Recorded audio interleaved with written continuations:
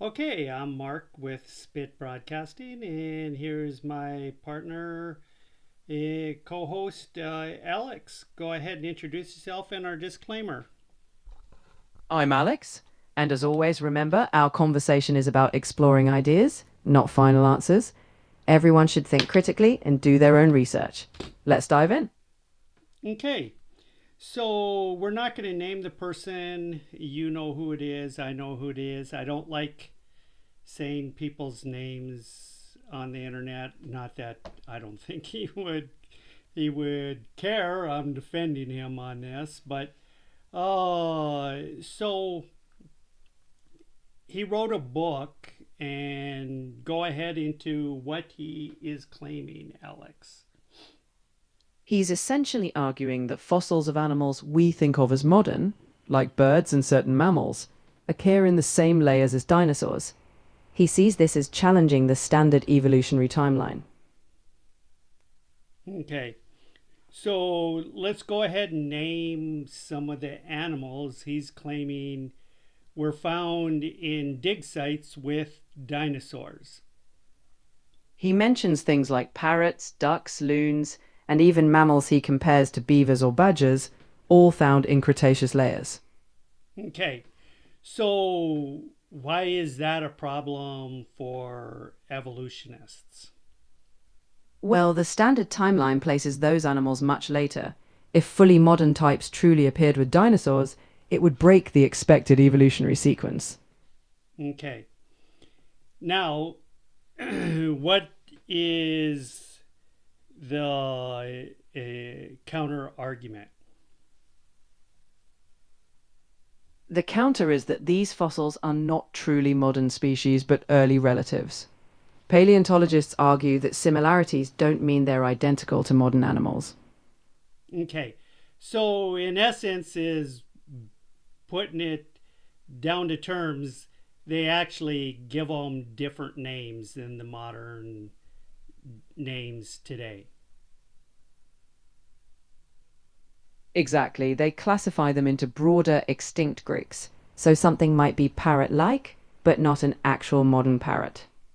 Okay, and now here's where you and I are going to run into problems. So he found these in museums. Okay, let's go break it down. If they're not what they're claiming, why not? When you're showing a dig site of various dinosaurs and where they were found in a museum, why didn't they put those in the museum? Museums often focus displays on major species to tell a clear narrative. Those smaller fossils might be in collections, but not in exhibits. It's a Okay, matter of display choices, not necessarily hiding anything. here's my problem. Okay, is there any museum in the world that you know of that actually displays these creatures that they are saying are descendants from beavers, rabbits, parrots, ducks, etc.?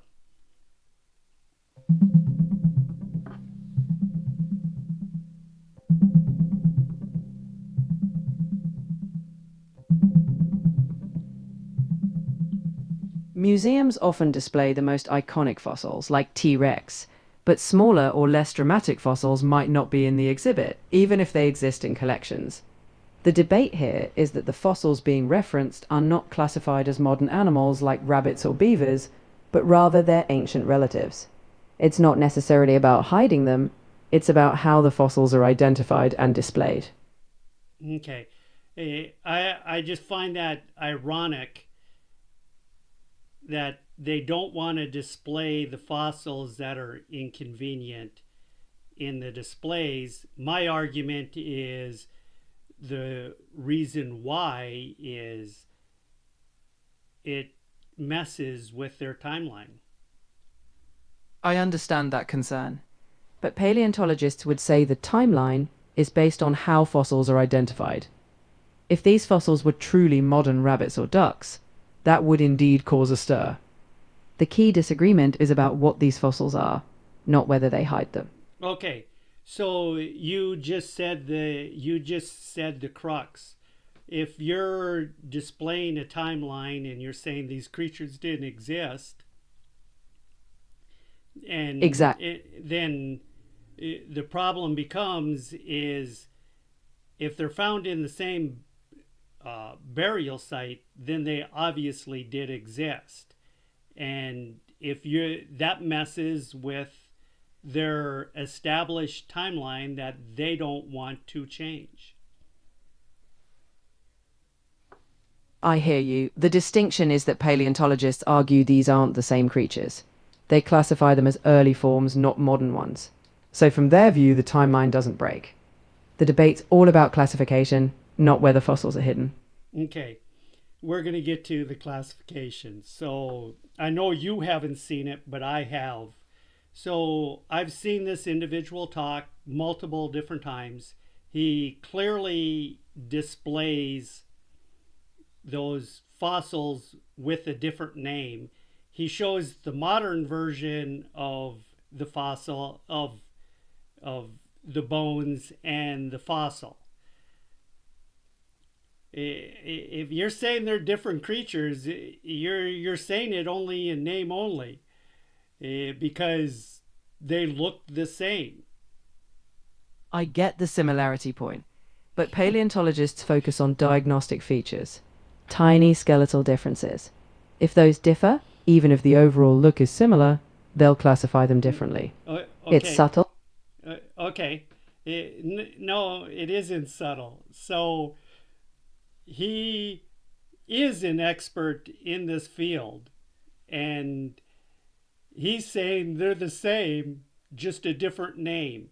These you you can take multiple T Rexes out there and go, well, this bone structure isn't quite exactly the same as that bone structure, but they're still T Rexes. So they're they're conveniently pointing out these slight details as different, but when you look at the pictures, they look the same. I get that. From a visual standpoint, they can look quite close. But science draws lines based on detailed anatomy and evolutionary context. The visual similarity doesn't override those diagnostic criteria they use. Well, I, I'm going to argue if it looks like a duck, of course, it can't quack like a duck, but if it looks like a duck, it's probably because it's a duck. You can give it a different name because you're trying to say that it didn't exist in this timeline, but that doesn't change the fact that it looks the same. I see where you're coming from. But paleontologists would say that even if it looks similar, naming reflects evolutionary relationships. They group fossils based on ancestry, not just appearance. It's not just a name change, it's about where they think that fossil fits in the tree of So, life. so living fossils that they say were extinct and appear.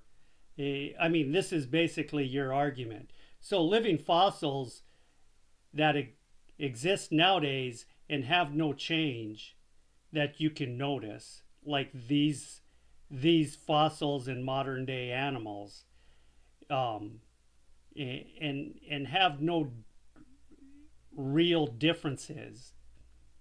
You're saying, well, there's slight differences, even though you're saying they're not. It's a ridiculous argument. It, it's a strongman argument. I mean, you're pointing out things that are different that really aren't different. It is the creature. It is the same as the one that we see nowadays, and yet you're trying to point out these differences and giving it a different name. Basically, the difference that they're saying there is they changed the name because they I, don't look different. I hear your frustration. From a layperson's view, they might look identical. Scientists argue that small skeletal traits matter for evolutionary history. But I get your bottom line. If it looks like the same creature, It feels like it should be considered the same. But he isn't a layperson. He is an expert. That's fair to note. He's making a case as someone who's researched this deeply. In the end, it comes down to which criteria you trust more: visual similarity or fine anatomical detail. he he's making the claim, and it's hard to argue from the evidence that he shows that the only difference is they're giving it a different name. They're calling it something different. It's the same creature. I understand the impression. His claim is that the differences are trivial. The scientific counter would be that even small skeletal distinctions can represent millions of years of evolution. But I get that it can feel like just a name change. You're forgetting he is an actual expert in the field, and he's saying they're not different. They're the same. The only difference is they gave a different name to it. I hear that he presents himself as an expert and makes that claim. Others in the field disagree. The core debate is whether those differences are significant. It's not just about naming, but whether the differences reflect distinct evolutionary branches. Okay, there really isn't anybody out there countering his arguments. They're just pretending like it doesn't exist. I understand that it might feel that way, but in scientific literature, fossils are classified and debated regularly. The disagreement is in journals and technical papers. It may not be as visible to the public, but these discussions do happen. Okay, you're forgetting the fact he is an expert. It isn't like he is like just me. He is someone that actually has been studying this for a very long period of time, and he gives actual evidence that's really hard to argue. I recognize he presents his case with conviction and evidence that's compelling to many. The scientific process welcomes challenges, and it's great to bring these discussions forward. Ultimately, the debate's about how the broader scientific community interprets the same evidence. Okay, and it still goes down to why not put them in the museums? Let the people see for themselves. And the problem is if they put creatures that they're saying don't exist into the museum that look like a rabbit and look like a parrot and look like a duck and look like a beaver, they're going to have to do a lot of explaining. And I tell you what, once the public starts seeing that, then it brings about question marks. Well, is what you're telling us actually factual? Is it true? Is this real? I'm starting to now doubt where you're coming from on this, because that you can tell me it's whatever name you give it to the rabbit or the beaver, but it still looks like a beaver and rabbit. You're not you aren't showing them in the public because you don't want the public to know that these bones were found, or fossils were found, in these dig sites, and they're all over. They're not just like in a few spots. These dig sites routinely find these other creatures in there that they never display in any of the sites. When he showed actual pictures in the museum, and they show all kinds of odd things, but they don't show those. I hear your perspective. It's natural to want transparency. Museums do prioritize certain narratives. Ideally, showing all finds, while explaining classification, would encourage critical thinking. The core Okay. disagreement remains: are these truly modern forms or ancient relatives? But I understand why seeing them matters to people. I don't think you're doing critical thinking right now. I think you're just repeating what you read on the internet, and you do it at insane speeds. But you're like a Facebook like page.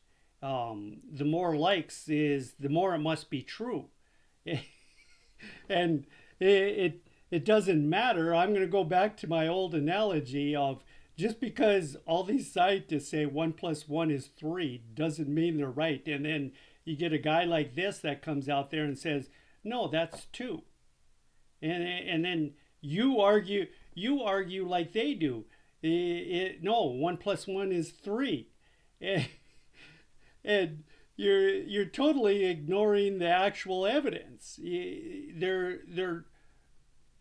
They're making slight differences that really aren't differences.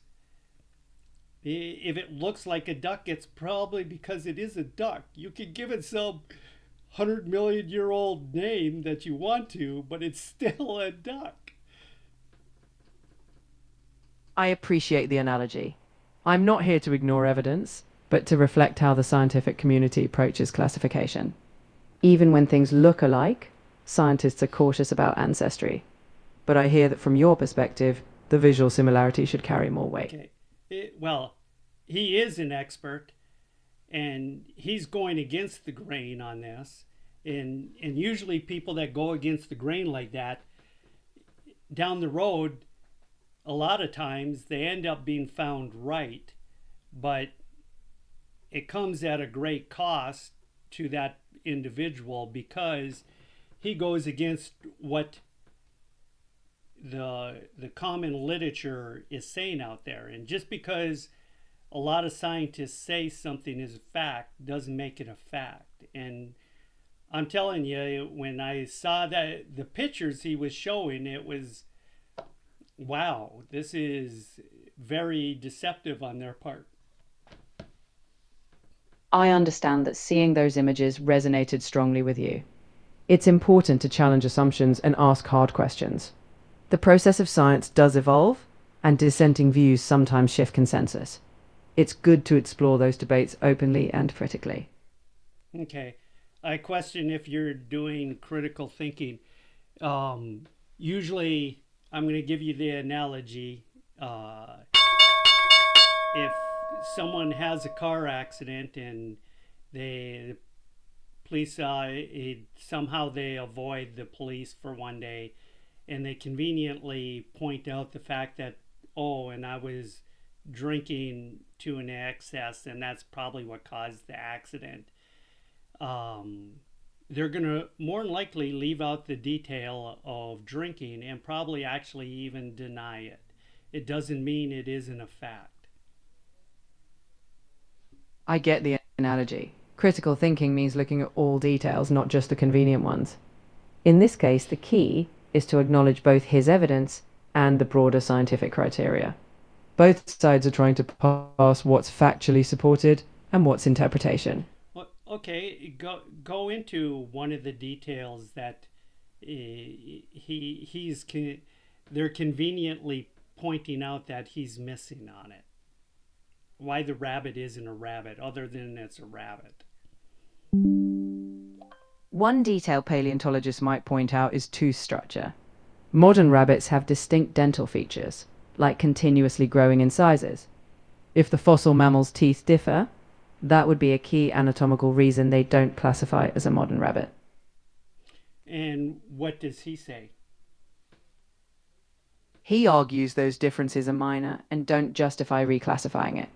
From his view, the overall morphology means it should still be considered a rabbit-like creature, even if there are small differences. Really? And humans from several thousand years ago, where we were doing stronger, heavier eating, we had bigger jaws and slightly different teeth structures. Now, wisdom teeth are routinely removed now that weren't removed back then and were actually used. So, pointing out that because our jaws are smaller nowadays doesn't mean that's a detail that actually changes who we are or they are. I'm sorry, but you've hit the daily limit for advanced voice. I did. Okay, well, that's fine.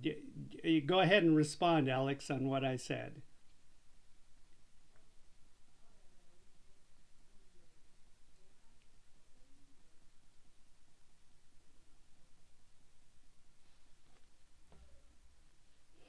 Okay, just one moment. A little slight technical uh, deal. Can you respond?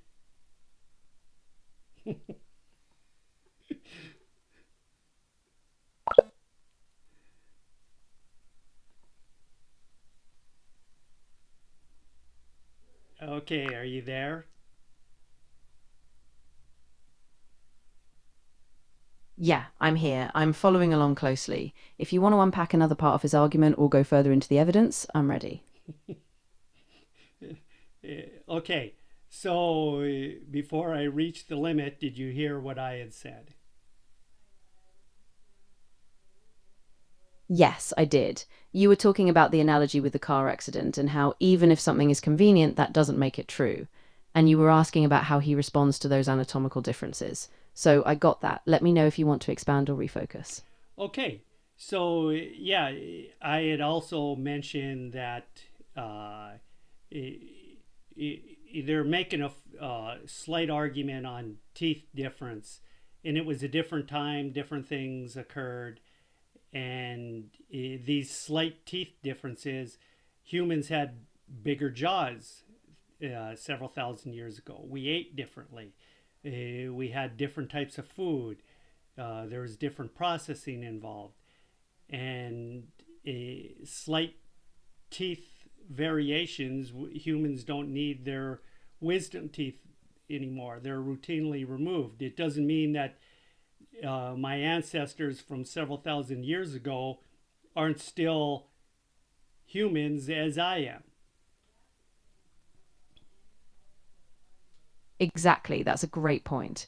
Evolutionary changes can happen gradually, and minor anatomical differences don't erase a species' continuity. So just because teeth evolved for different diets doesn't mean we stop being human. That subtle variation just reflects adaptation over time. Okay. All right. I think we've done enough for one day, and you can tell the different versions, and I don't think you would have gave that response in the other version. So, which is kind of funny. All right. So I think we're gonna end there, unless there's something else you would like to add that we should discuss yet, Alex. I think we've covered a lot of ground, and I'm really glad we took the time to unpack it. I don't have anything else pressing, but if you ever want to revisit it or explore another angle, I'm here. Just let me know. Okay. All right. I'm Mark with Spit Broadcasting, and this is Alex. Go ahead and close us out, Alex. Absolutely. And thanks for listening, everyone. This has been another episode of Spit, where we speak, probe, interpret, and think. As always, keep asking good questions, and we'll see you next time.